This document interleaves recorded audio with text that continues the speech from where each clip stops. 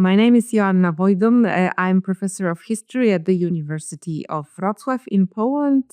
And in my research, I specialize in the history of Poland under the communist regime and in the history of propaganda and education. I published a book on propaganda in school textbooks in Poland under communist rule, and also on propaganda in reading primers from all the countries of the Soviet bloc in the communist period. Other areas of my interest include Polish-American history, public history, and history didactics.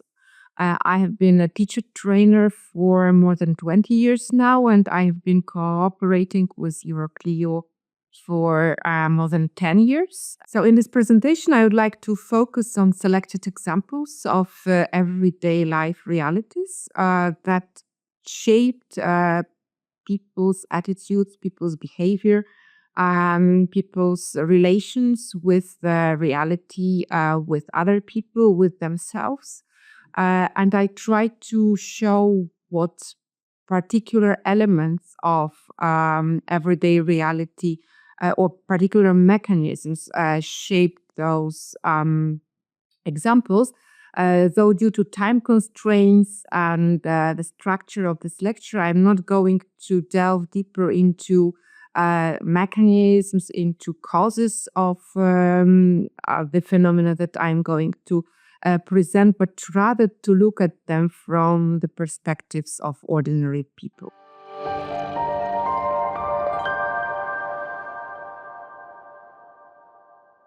And I'm perfectly aware of the concept or thought developed by Leslie Post Hartley, who said that the past is a foreign country and they do things differently there. And this sentence became a kind of a motto for historians who try to argue that we cannot entirely understand people from the past, and that historians can serve as kind of interpreters or guides to the people, also to students trying to explain the past to them. And this comparison of the past and the foreign country have become even more evident to me when I heard a story of one Swedish supporter of anti-communist opposition in Poland who asked his Polish friends why they were organizing all those meetings, lectures, discussions in their crowded, tiny apartments instead of renting a hall or a room in one of the community centers.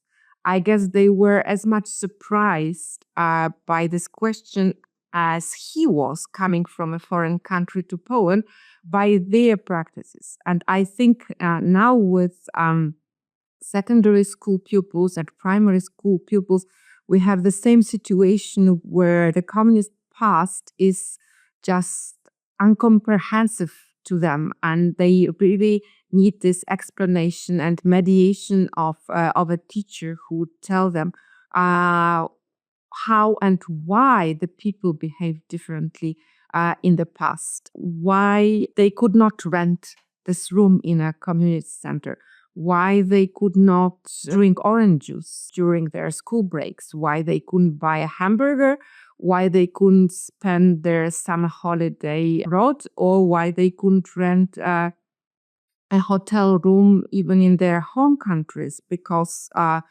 there was scarcity of hotels. Why a teenager could not have their own room in their own apartment because the apartments were too small, because they were state norms that prescribed a two-bedroom or two-room apartment for a family of four, etc., etc., etc. And I think that housing is a good example, a good prompt to discuss some of those everyday realities of the communist regime. Another good example may be shopping. Another example can be playing and toys, school realities, etc., etc. In the communist ideology and in communist propaganda, collective things had always priority over individual things: collective property over individual property, collective actions over individual actions, collective activity, especially versus individual reflection. And the whole social infrastructure served those ideological concepts, ideological goals, but also societal goals. It can be seen even today in the way how the new residential districts and new apartment blocks were constructed. There was really very little space for individualism there.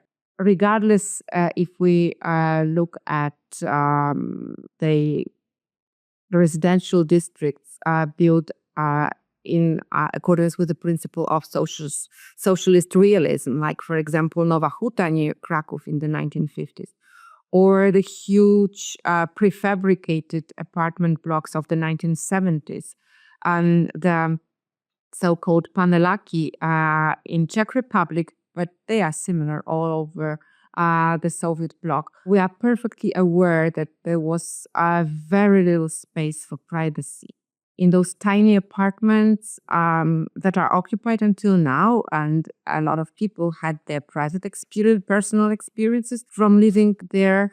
It's obvious that you hear your neighbors, you smell your neighbors, you meet your neighbors all the time. And the recent Polish book that analyzed the life in those apartments built anew under communism, they called them futerał, so a case for a person or a case for a family. And despite the small size of those apartments in the apartment blocks, despite this lack of privacy, despite all the shortcomings, people were still happy if they got their apartment. And I'm using deliberately this verb get and not buy, because the apartments were subsidized by the state. However, there was a constant shortage of apartments, and it can be visualized with statistical data, which even in the 1970s showed that there were much more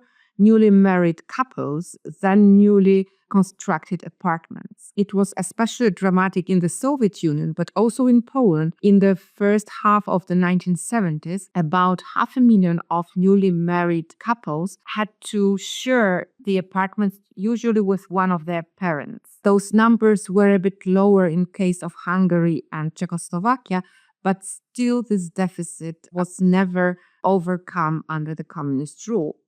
The progress, if compared to the 1940s and 1960s, was that they were sharing the apartments with their families, with their parents, or in case of parents, with their children, while in the 1940s and 1950s, it was the authorities who could just place another family in one of the rooms in the apartment that you were occupying. So this was not the case anymore.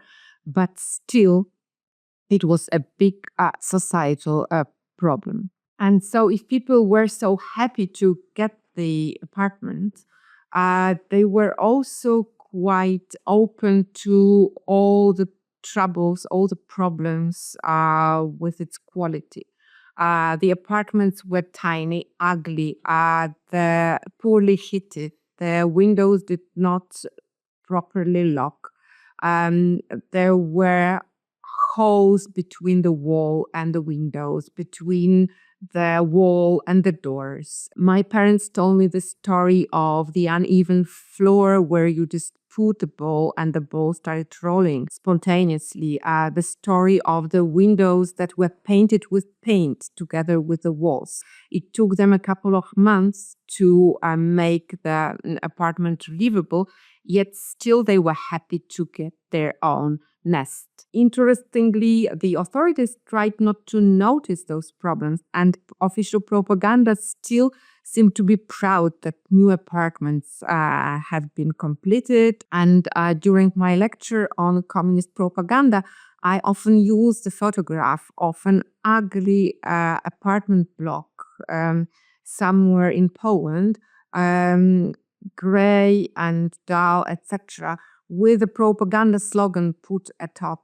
of it, and the slogan read up, "A socialist homeland." The authorities still seem to be proud of what they achieved.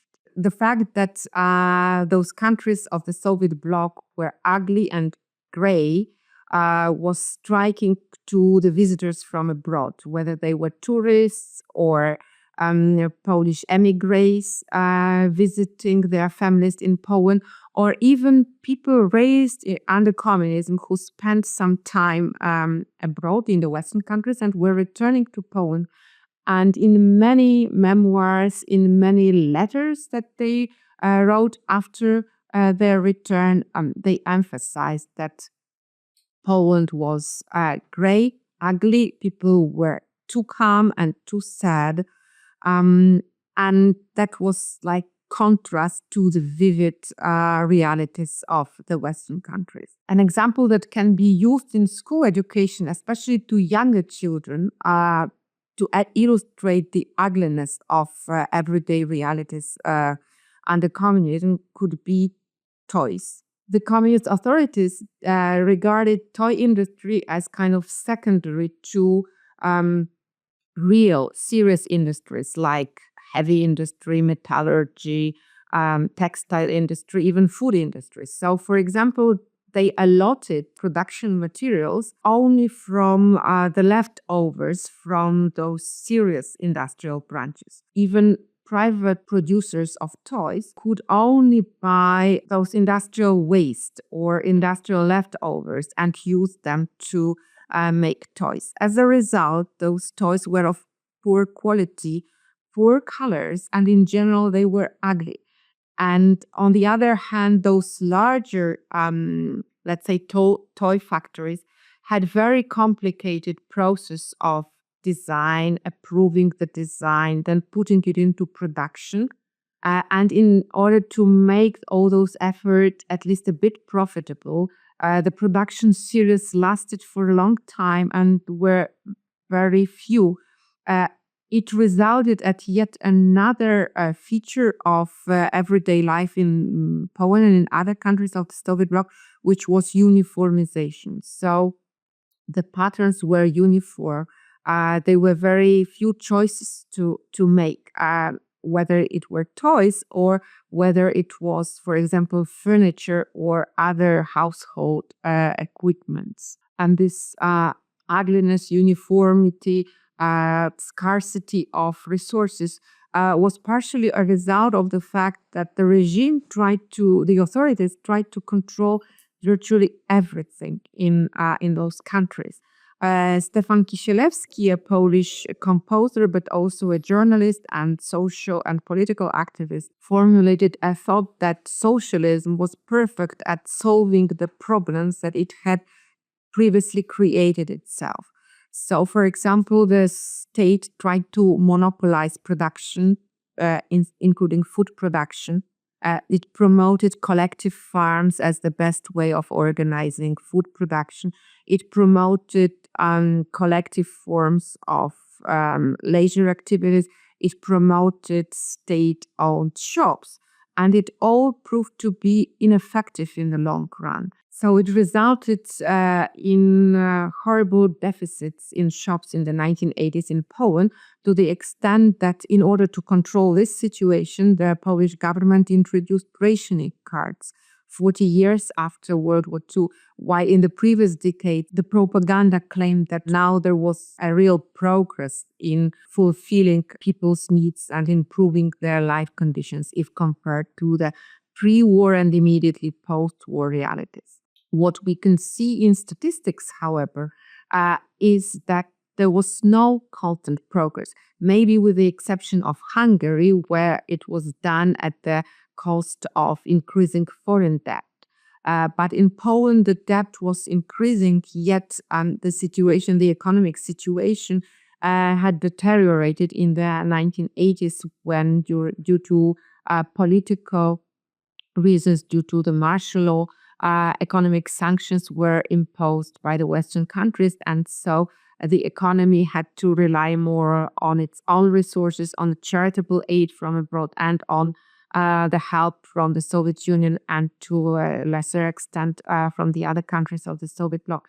And on those graphs that depict the consumption of meat and fat, we can see like a dramatic drop in the 1980s, which brought the living standards of the Polish people back to the end of the 1960s. It resulted in queues longer than usual in front of all kinds of stores, including grocery stores and even stores that specialized in selling alcohol.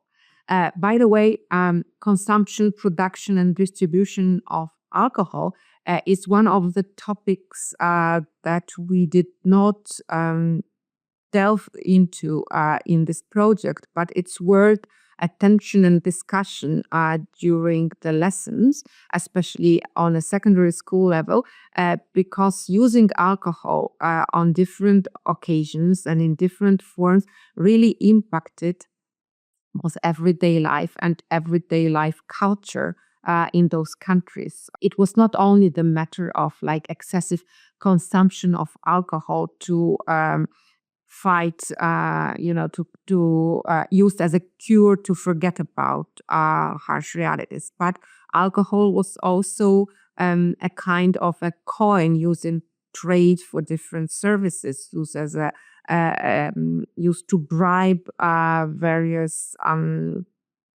officials to get permits, to get some bonuses, etc. As I mentioned, the queue became a symbol of communist rule, at least in Poland, but as far as I know, also in other countries of the Soviet bloc. The longest queue that I personally remember was in Moscow, and it was over a kilometer long and about 5 or 6 people wide. And at the end of the queue, nobody actually saw what they were queuing for. It was only the information transferred, from the front to the end of the queue. And what I managed to find out, the reason of queuing was soap that was not available anywhere else in Moscow except from this one shop. It was a common practice, and there was even a research that the things became more desirable and more valuable, not because of their price, but because of the length of the queue that led to acquiring them.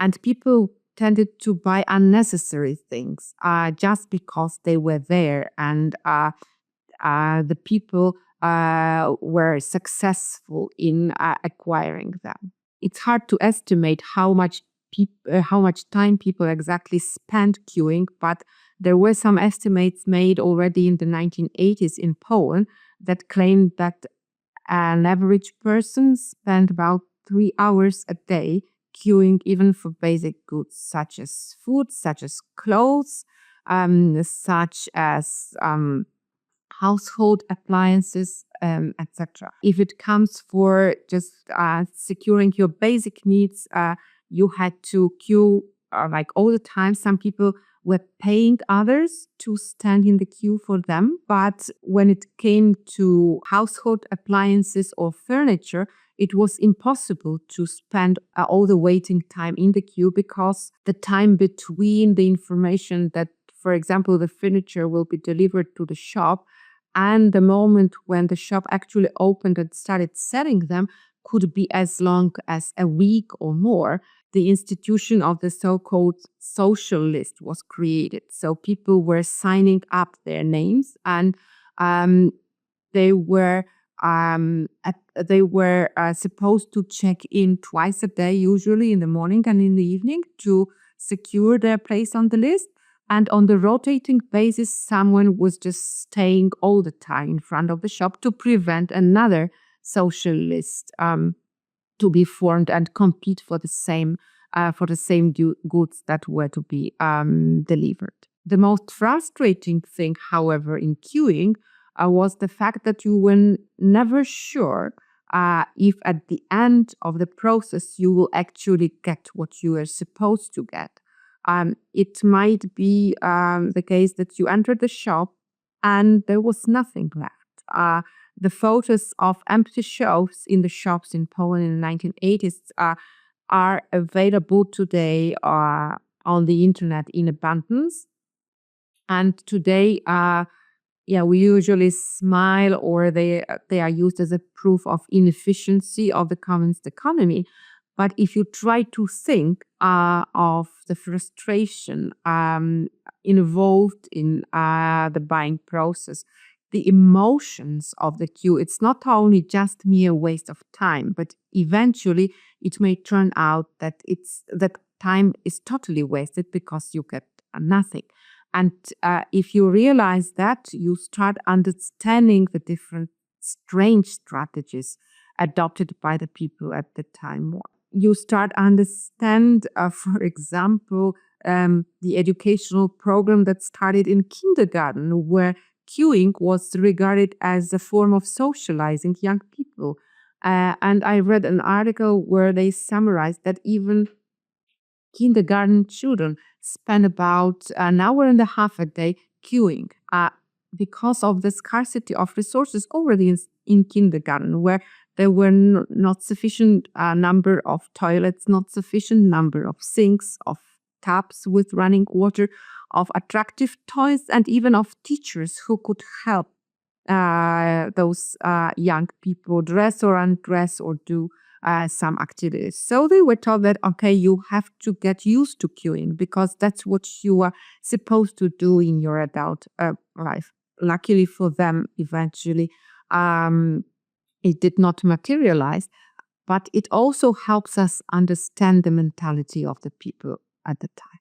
I would recommend the game Kolejka, or the queue, that was developed at the beginning of the 21st century at the Institute of National Remembrance in Poland by Karol Madaj, but it was also translated into a number of languages, so it's available to players worldwide, and it shows the different strategies, or it even gives players opportunity to experience or implement those different strategies that were used by the people who spend their time queuing, and to feel the emotions associated with this process. I played this game with my international students, and they told me that they really could started imagine the emotions involved in dealing with good shortages under communism. So, for example, they could experience this frustration when they invested in queuing and there was no delivery of goods to a shop, or when they try to use different strategies to push other people back and then they were pushed back. When they gave up their ethical principles just to be promoted to the front of the queue. So it's interesting how this board game experience can serve as an educational tool.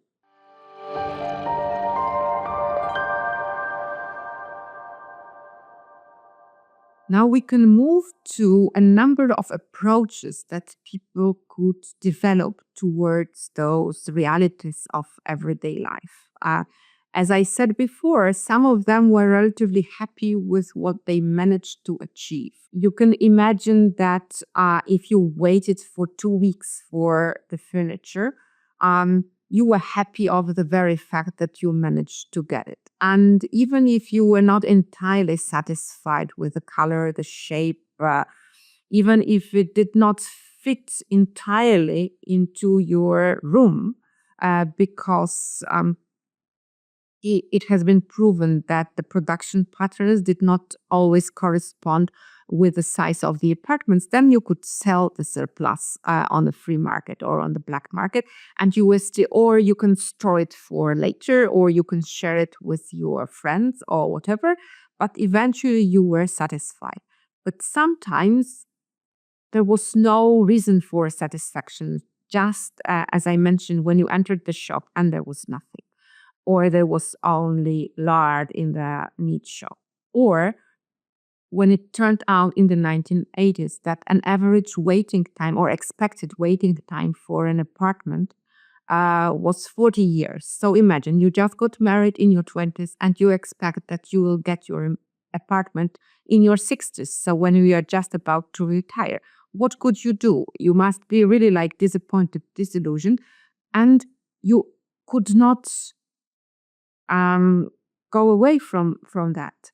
People started using different strategies that Ewa Morawska, a Polish sociologist who emigrated to the United States, she called it beat the system, bend the law.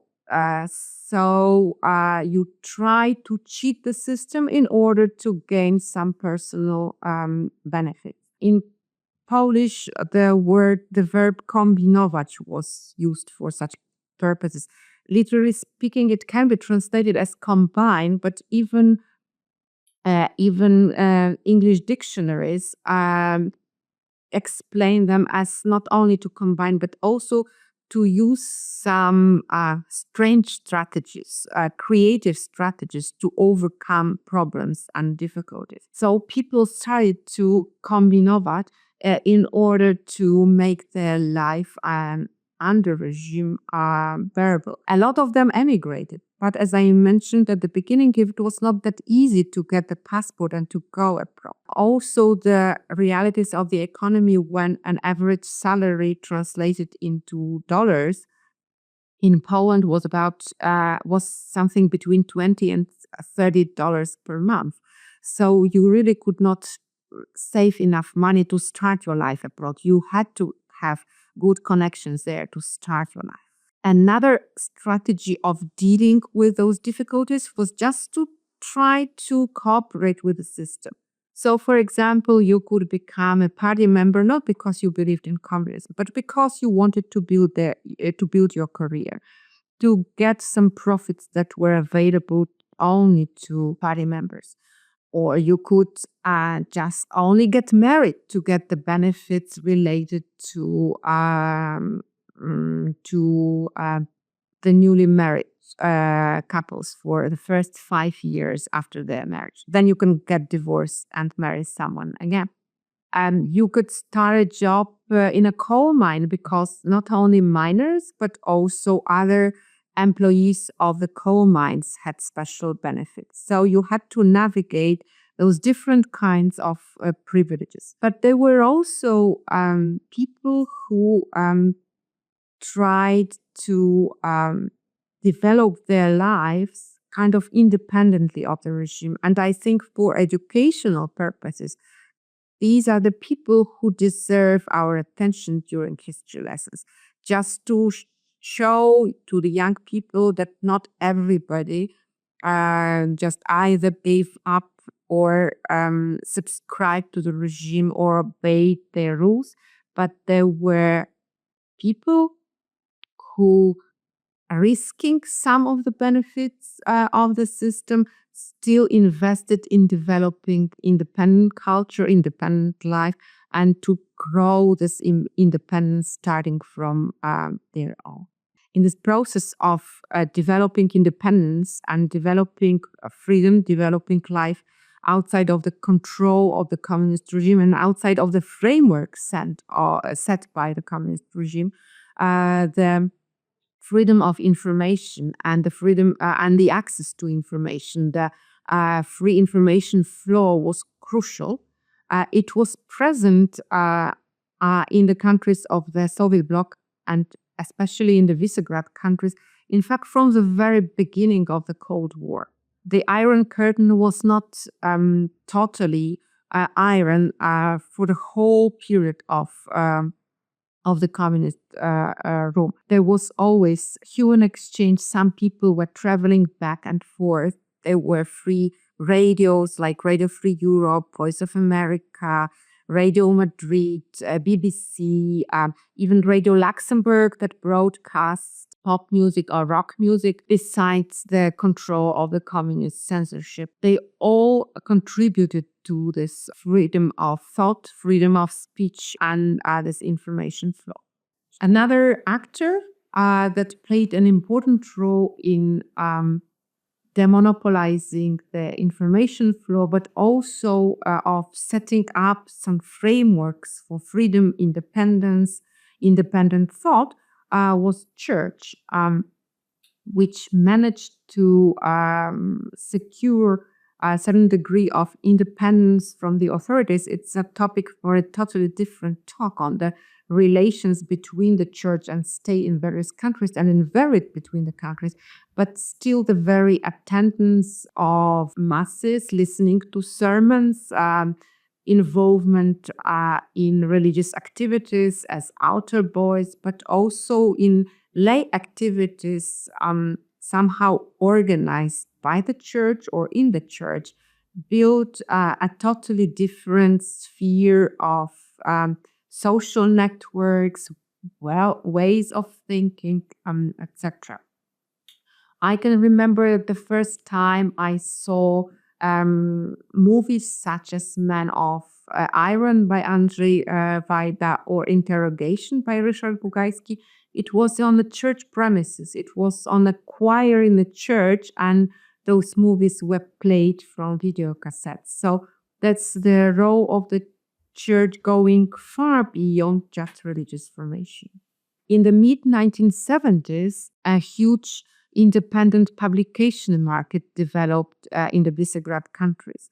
And the readers, especially intellectuals, students, and those who were interested in literature, politics, political thought, sociological research, etc., they started having access either to the publications imported from abroad, published in their native vernacular languages, or to the publications published on site. In the Soviet Union, they were called samizdats, but their numbers were not so impressive. But in Poland in the 1980s, they formed what was called the second publication circuit. So the official one was the first official publication circuit, and the second one was smaller, but yet everyone who wanted to get access to those independent publications with no difficulty had it. They were books, they were periodicals, they were just leaflets, and a lot of people were also actively engaged in producing them, in contributing their texts, so they knew how to get those things done. They met other people on those occasions, so it really broke the informational monopoly of the regime.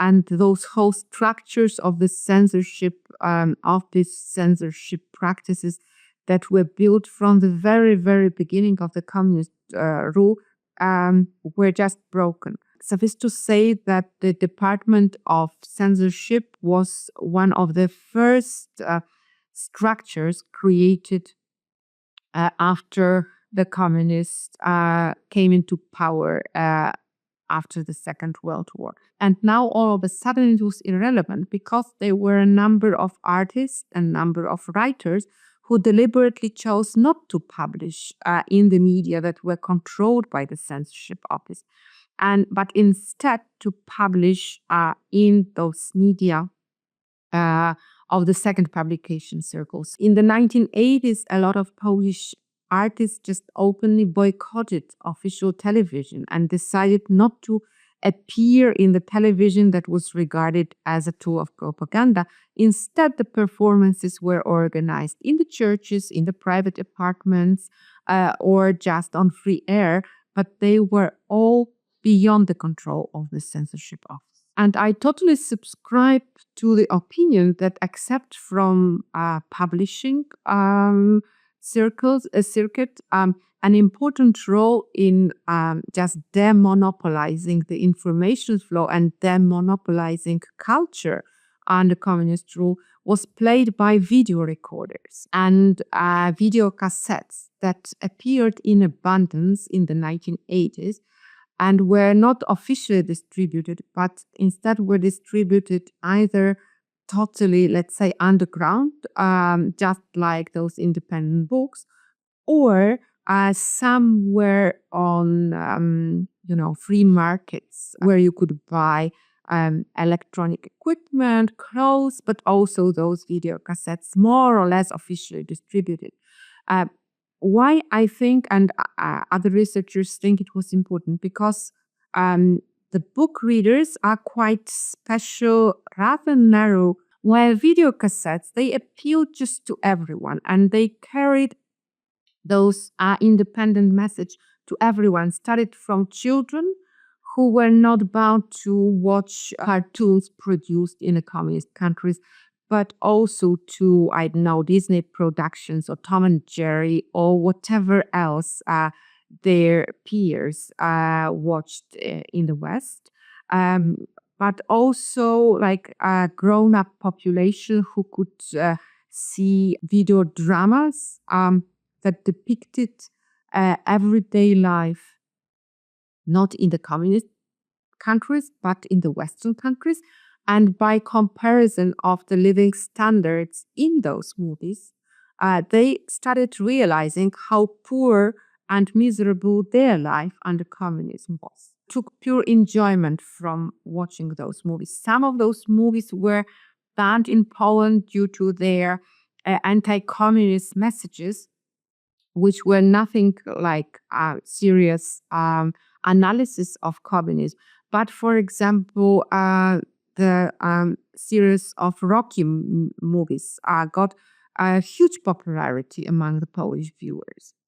Not to mention pornography that was smuggled on those video cassettes. And video cassettes were distributed beyond, often beyond the control of the official distribution channels. So they were not sold in the official, in the state-owned shops, but they could be sold on black market or free market, or in fact, in the 1980s, it's hard to decide the difference. Sometimes it's called gray markets. And it proved extremely difficult for the communist authorities to gain control, to regain control over culture in the 1980s when the Western culture that entered the Polish market, that appealed to the Polish viewer, reader, to the Polish listener, outperformed the official one in very many aspects.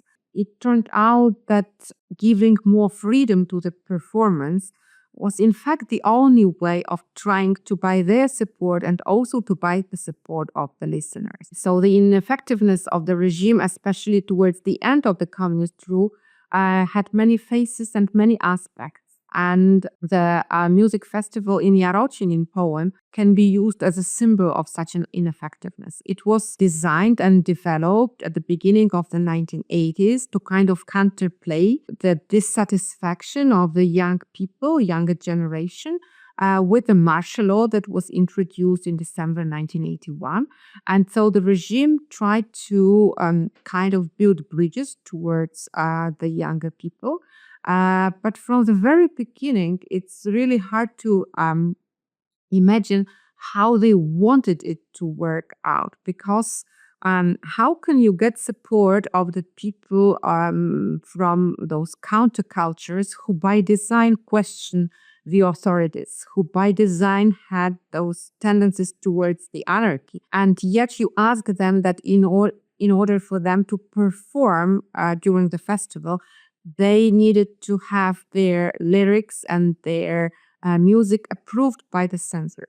And also the censors were sent to control whether their recommendations were actually implemented during the festival. But here, those strategies, again, of beat the system and bind the law, and those different coping strategies were involved that I mentioned before.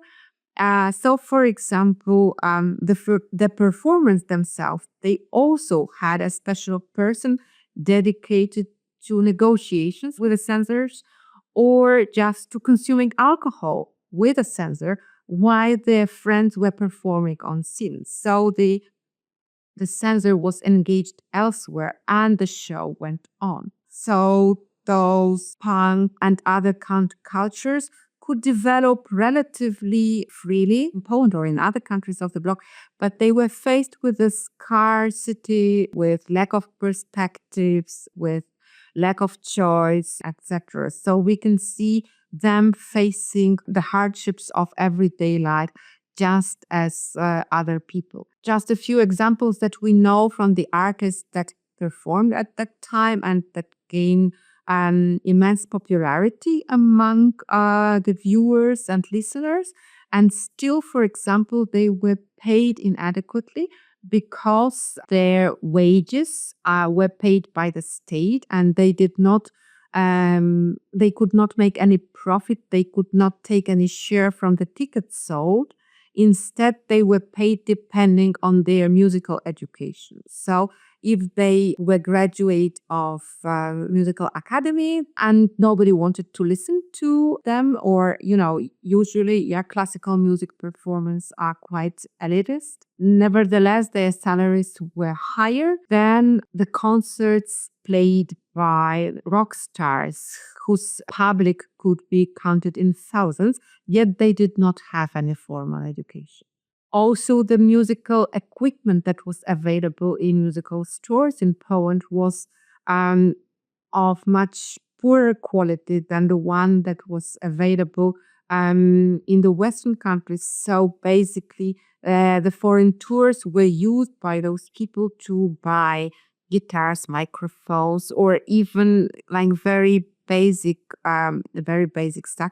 Not to mention the clothes for the performance. That was always a matter of kombinować, of using various strategies how to create something original in the harsh economic realities and no professional support. Also, the relative isolation of the countries of the Soviet bloc from the Western know-how contributed to the poor quality of those performances if compared to their Western peers. That was frustrating to them.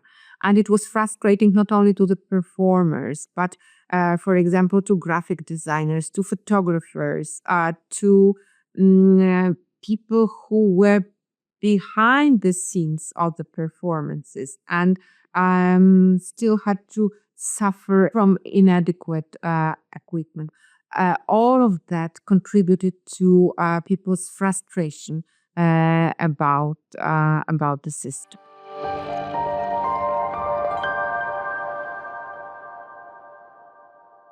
So altogether, as teachers, we usually try to ask to address the question why and what for are we going, or do we want to teach certain topics, certain phenomena. And in case of those realities of everyday life and culture of the countries of the Soviet bloc and the communists, I can see at least three reasons why or goals what for we should teach those things alongside other important issues of political history or economic history or social history. First of all, it should not be just a set of curiosities where we laugh at, and that's a common trend in pop culture today, to just make fun of those communist realities. And in fact, yes, from our today's perspectives, it may be funny that, like, for example, my uncle collected 100 kilos of washing powder because he bought it every time he had a chance in the shop without even thinking whether he needed or not. But on the longer run, we can see some logic behind it, and we can see that it was their strategy of survival, but also maybe the result of everyday hardships that they had to struggle. So to understand the choices the people made and the behaviors that they developed.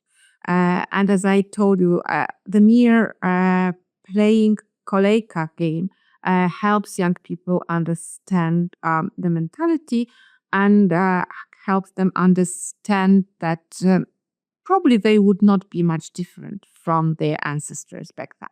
Another reasons to look at those things from the perspective of historical research is to contradict two messages that we can hear in the public space in relation to those times. One is, those stories of good old times where we were young and life was brighter and things were simpler and so on and so on. So if we look at the statistics, if we look at the pictures, then we can see that the life was not so bright and easy and simple, sometimes on the contrary. On the other hand, we can see that not everyone just gave up, and not everyone had to follow the path set by propaganda or by the authorities. That there were people who still tried to find their freedom in this place. And so the third reason is to show that it was not everyone who succumbed to the regime, who followed the authorities and their recommendations, who believed propaganda. There were people who counteracted it, and not necessarily during those big political events and performing big activities, but even everyday life choices could help people grow their own freedom and grow their own independence from the regime. And that's why it's worthwhile to look how those everyday practices looked like. And it also helps us to see not only changes, but also certain continuity. It helps us notice that despite certain liberalization that I mentioned already in terms of housing, and bringing a little bit more individualism and more choices and more of consumer society to all the countries of the Visegrad region, and certain limitations were still in power. The censorship office in Poland survived the 1989 elections, and it was dissolved only later. Even if it limited its activities, the very fact of its existence made people think of it. As I mentioned at the very beginning of this presentation, even the fact that the regime tolerated those independent gatherings, discussions, publications, this gray market of video cassettes, it did not make them completely legal, and it still required from the people certain amount of activity and courage and readiness to sacrifice their comfort. So it's still important to emphasize it also to our students, to our pupils, that life under communism was really very different to what we think of everyday life. And it's still important to emphasize to the young people that their life, even if they complain about it, is totally different, is very different from what their parents or great parents experienced. And it's different in a more positive way.